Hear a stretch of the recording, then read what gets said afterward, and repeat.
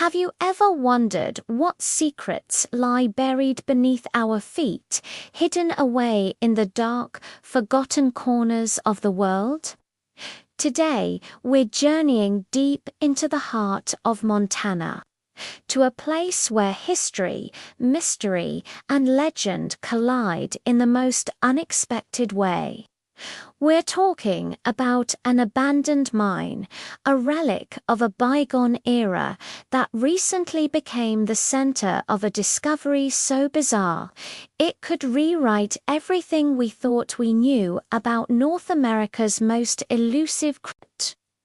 Imagine this: a team of urban explorers, armed with flashlights and a thirst for adventure, descending into the cold, silent depths of a mine that hasn't seen the light of day in over a century. They navigate treacherous tunnels, careful to avoid loose rock and gaping shafts. Their goal: to document a piece of local history. But what they found was something far more extraordinary. Deep within the earth, far from any known passage, they stumbled upon a section of the mine that wasn't on any map. A collapsed wall had revealed a hidden chamber, one that felt different, almost ancient. The air was heavy, still, as if it had been sealed for an eternity, and as their flashlight beams danced across the rough-hewn walls, they saw them, carvings, hundreds of them. Not of miners or tools or dates, but of a tall, hairy, ape-like creature. It was unmistakably Bigfoot. This is where our story truly begins. This isn't just a tale of a few strange drawings in a cave. The carvings depicted entire scenes. They showed these creatures walking on two legs, interacting with their environment, and even seemingly communicating with each other. The level of detail was astounding. Some carvings showed the creature peering from behind towering pine trees, its powerful build clear even in the simple rock etchings. Others depicted what looked like family units, larger figures alongside smaller ones. Could this be evidence of Bigfoot living in social groups? The explorers, initially stunned into silence, knew they had found something monumental. They documented everything, taking high-resolution photos and videos, their minds racing. Who could have made these, and why? The mine itself dates back to the late 1800s, a time of the Great Silver Rush in Montana. Were these carvings the work of lonely miners passing the time by etching folklore into the walls? It's a plausible theory. Miners were a superstitious bunch, and tales of wild men in the mountains were common.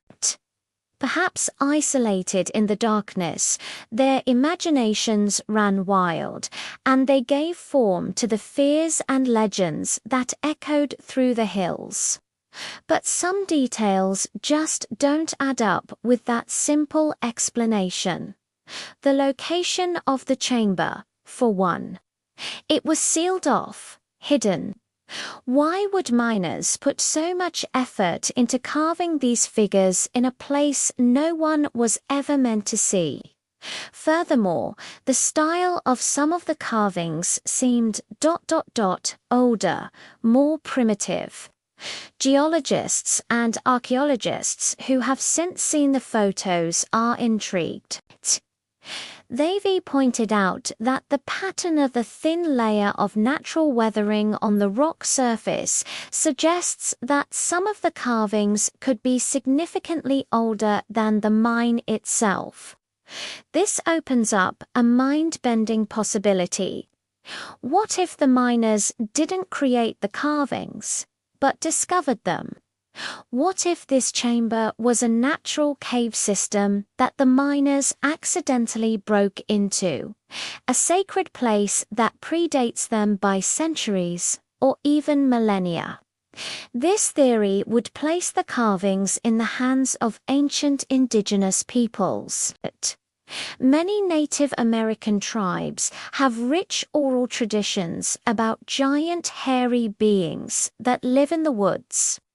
These beings are often seen as spiritual protectors of the forest, powerful and to be respected.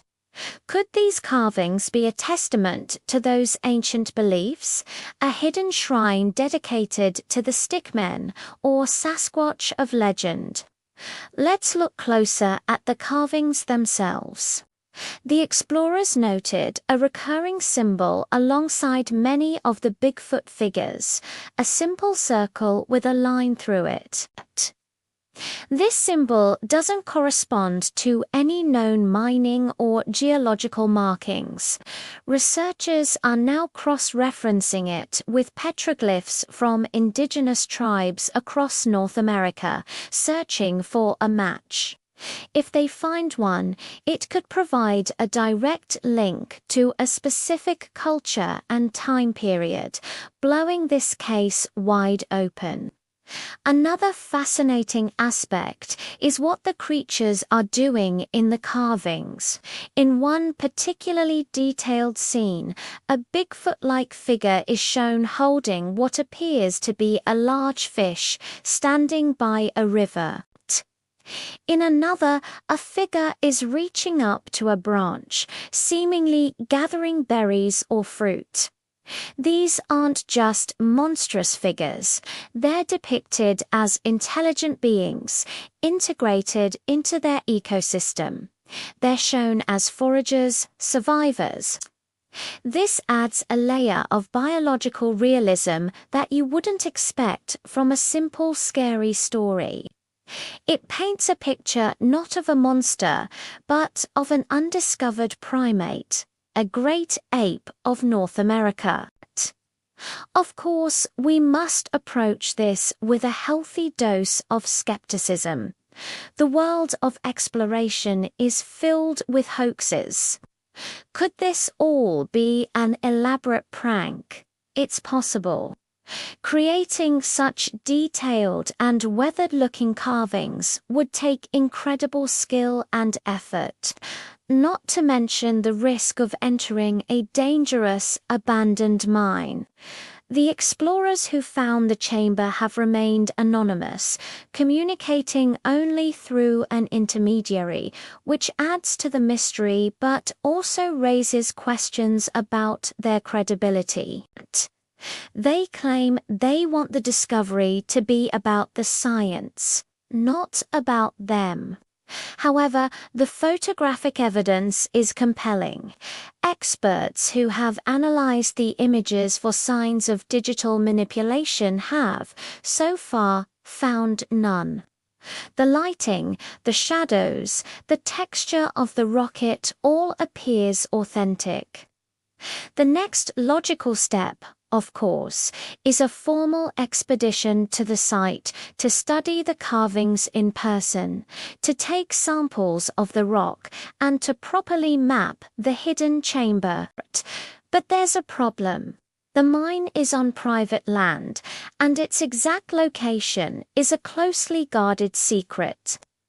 The explorers fear that revealing the location would lead to a flood of amateur adventurers and treasure hunters who could not only endanger themselves but also damage the priceless carvings. This leaves us in a tantalizing state of limbo. We have incredible, potentially world-changing evidence, but it remains just out of reach. Is this the definitive proof that Bigfoot researchers have been searching for?